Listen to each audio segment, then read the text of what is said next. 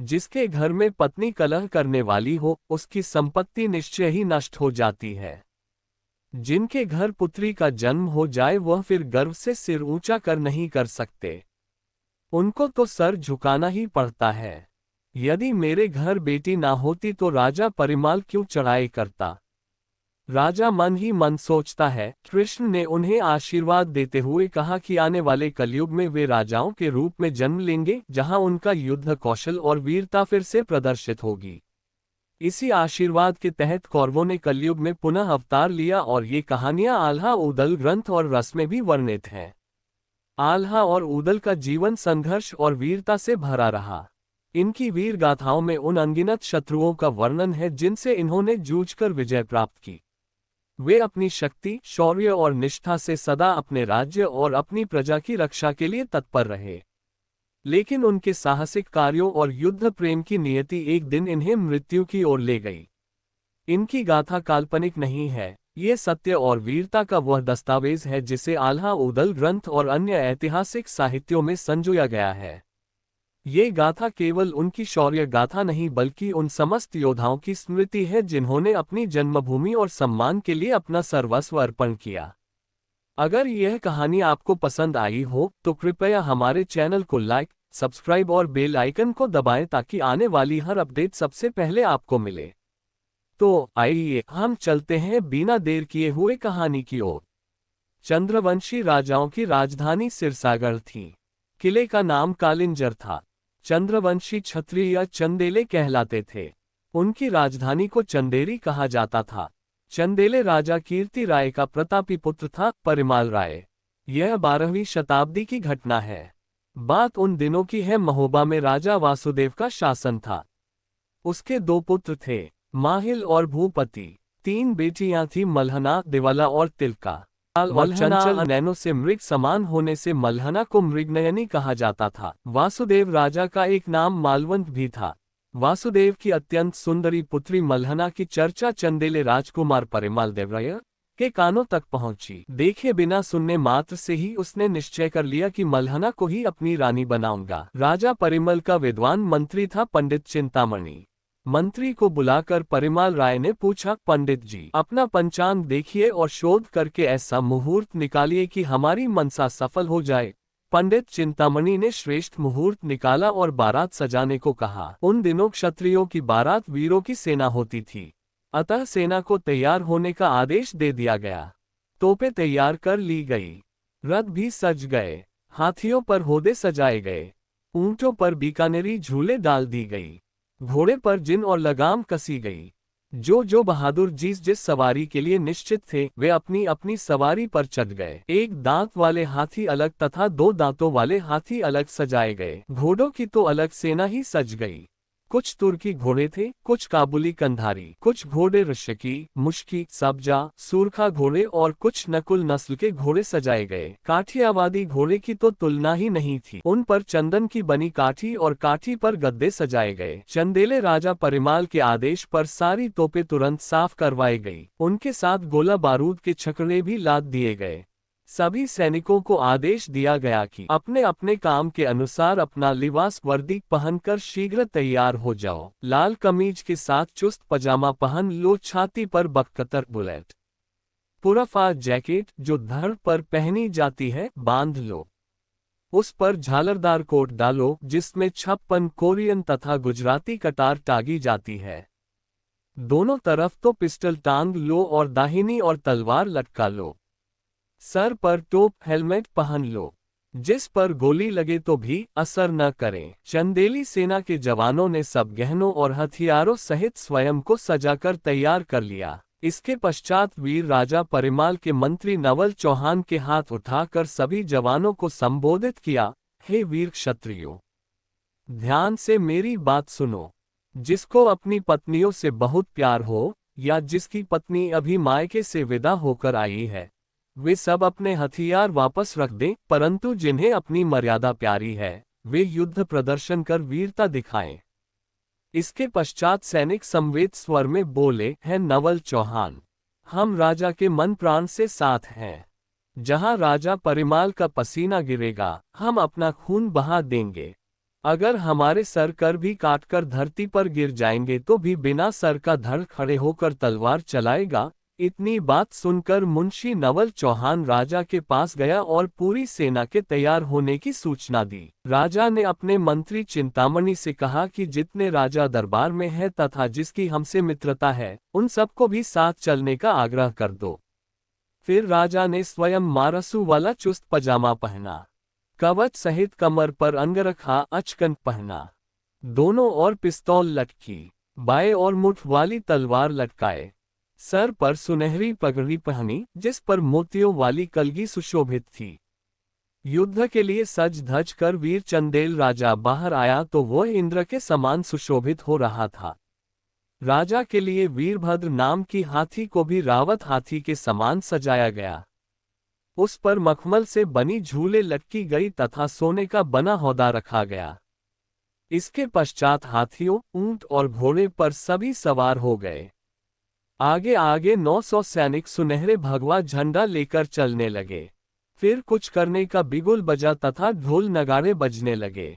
जब चंदेलों की भारी सेना चली तो मार्ग की ईंट घिस घिसकर कंकर बन गई। जो रोड और कंकर थे वे सभी धूल बन गए।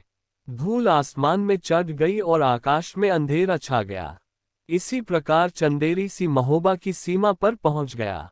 महोबा के पहले ही खेतों में तंबू गाड़ दिया गए और सेना ने डेरा डाल दिया। राजा परिमाल ने मंत्री को बोलकर महोबा के राजा वासुदेव जी को पत्र लिखा। सादर प्रणाम लिखकर अपना परिचय लिखा।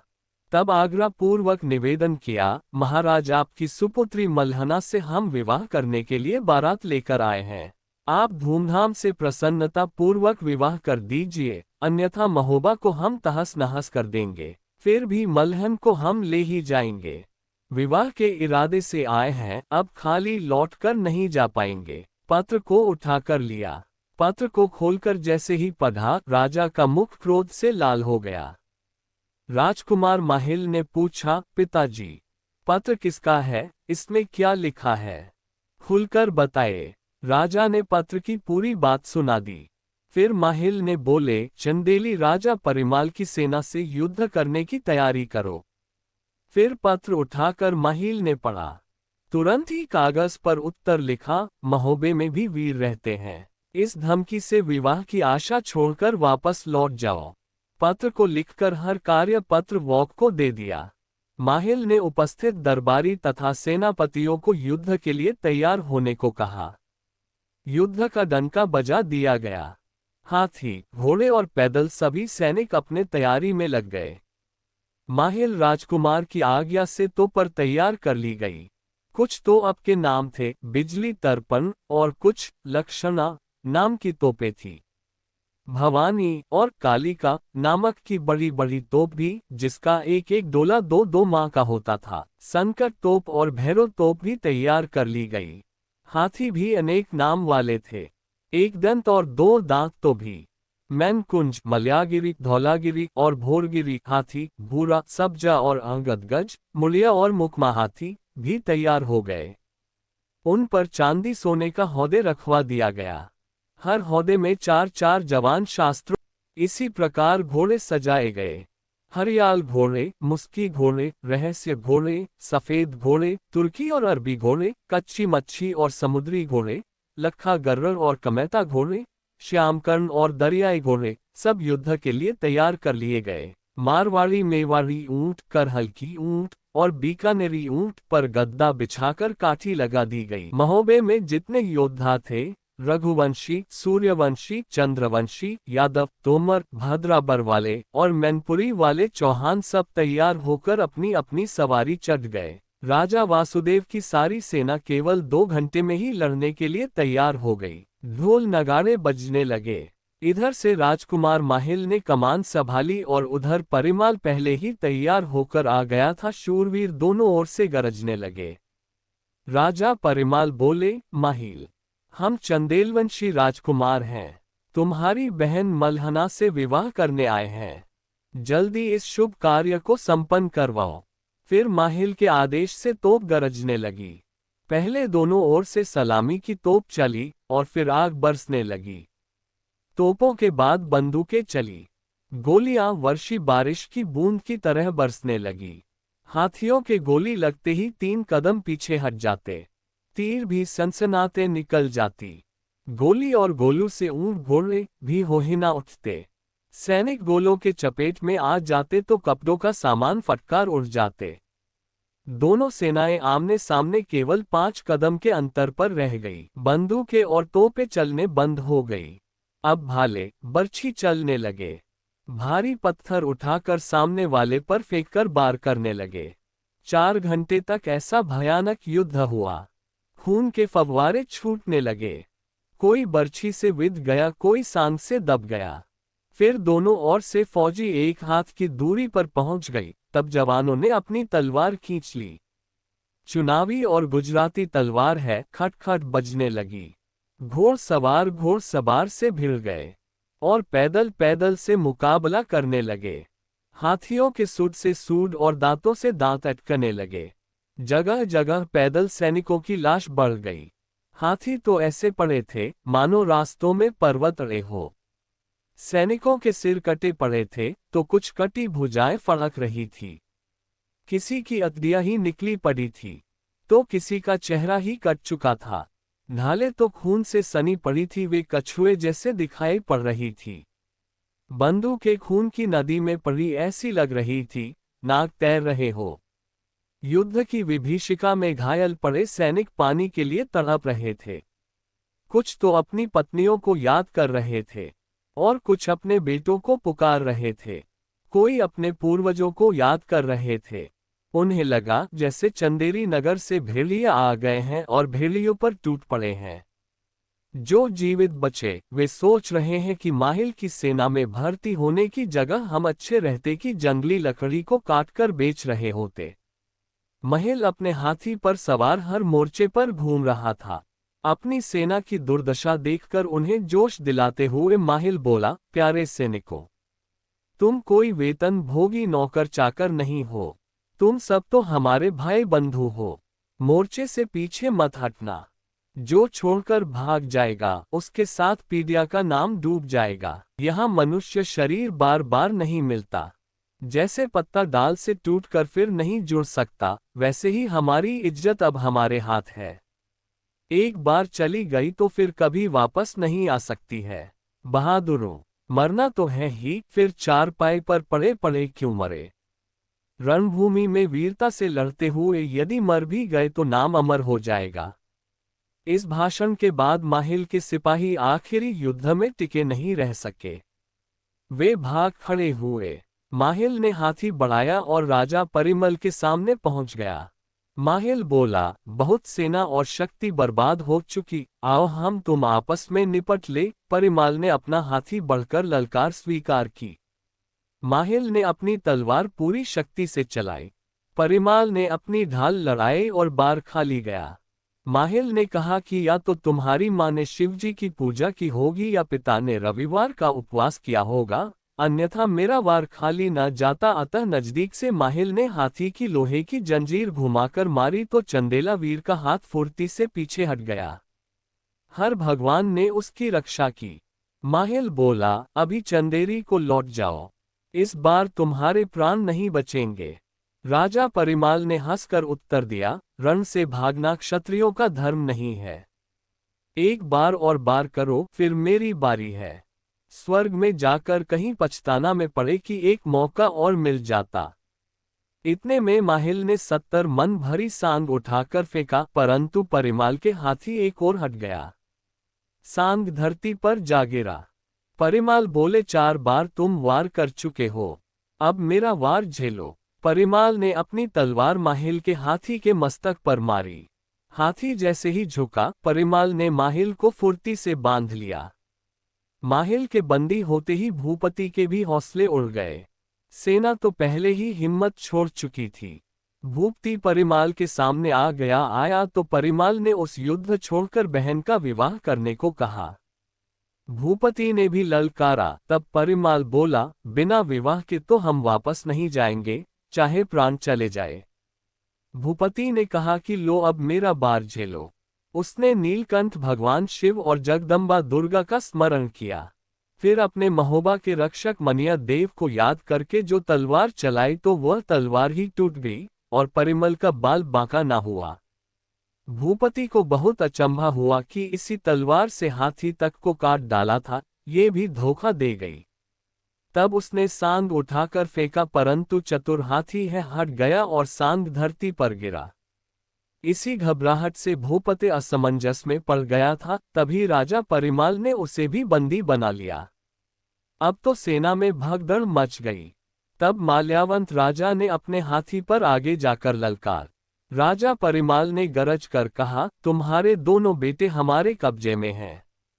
अब अपनी बेटी का विवाह हमारे साथ कर दो, नहीं तो महोबे का राज भी नहीं रहेगा और मल्हना का विवाह तो हमसे होगा ही।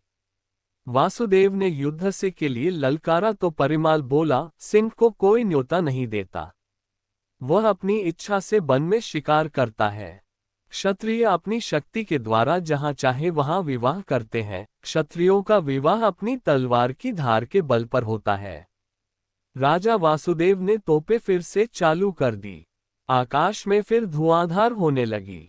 फिर बंदूक के आग उगलने लगी। आकाश फिर भयानक गर्जनाओं से भर गया।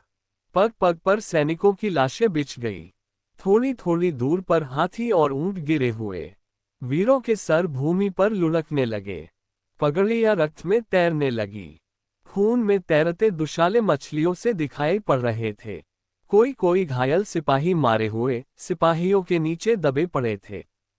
कोई उठकर भागना भी चाहे तो उठ नहीं पा रहे थे। जब कोई हाथी घायल होकर भागने लगता तो नीचे पड़े घायलों को राउंड कर मौत के घाट उतार देता। तीर, तलवार और गोलियां ऐसे चल रही थी मानो सावन में मूसलाधार वर्षा हो रही हो। राजा वासुदेव ने भी तलवार का जोरदार वार किया तो तलवार भी मूठ हाथ में रह गई। तलवार टूटकर नीचे गिर गई। फिर साग उठाकर फेंक तो हाथी पीछे हट गया। वार खाली गया। चंदेलीवंशी परिमाल ने कहा, राजा वासुदेव, हमारे कुल के 3 परंपराएं हैं। पहली है कि हम बंधे हुए बंदियों पर वार नहीं करते। दूसरी, भागते हुए सैनिकों पर पीछे से बाहर नहीं करते। तीसरी परंपरा है कि हम पहले चोट नहीं करते, शत्रु को पहला मौका देते हैं। छाती पर तीर मारो, तलवार मारो, मैं मुख नहीं फेरूंगा। अपनी मनचाही कर लो, कहीं फिर पछताना न पड़े। राजा वासुदेव ने सांग का भारी बार परिमाल पर कर दिया, परंतु हाथी हट गया और वासुदेव का वार खाली गया। मां शारदे ने परिमल पर कृपा कर दी। सांग धरती पर गिरी और गहरा गड्ढा कर दिया। वासुदेव ने सोचा, जा को राखे साया, मार सके ना कोय। भगवान इस लड़के की रक्षा कर रहा है। लड़का प्रखर वीर है। वास्तव में इसके माता पिता धन्य है। जिनके पुत्र काया हो जाए उन क्षत्रियों का जीवन ही मृत्यु के समान है। उनके कुल का तो नाश होना निश्चित है। जिसके घर में पत्नी कलह करने वाली हो उसकी संपत्ति निश्चय ही नष्ट हो जाती है। जिनके घर पुत्री का जन्म हो जाए वह फिर गर्व से सिर ऊंचा कर नहीं कर सकते। उनको तो सर झुकाना ही पड़ता है। यदि मेरे घर बेटी ना होती तो राजा परिमाल क्यों चढ़ाई करता। राजा मन ही मन सोचता है कि ब्राह्मण बनिया अच्छे हैं। उनके 4 बेटी भी हो जाए तो वह खुशी से कन्यादान कर देते हैं। दोनों ओर के परिवार तथा संबंधी प्रसन्नता से आनंद उत्सव मनाते हैं। ये राजपूतों में ही बड़ी बुराई है। जो कन्या हो जाए तो नाश का कारण बना देती है। यदि वर ससुर का सर काट दे तो भी बुरा है, और ससुर अपने दामाद को मार दे तो भी नाश ही नाश है। ऐसा सोचते हुए राजा वासुदेव ने परिमाल से कहा, चलो हमारे साथ महोबे में चलो, हम तुम्हारा ब्याह कर देंगे।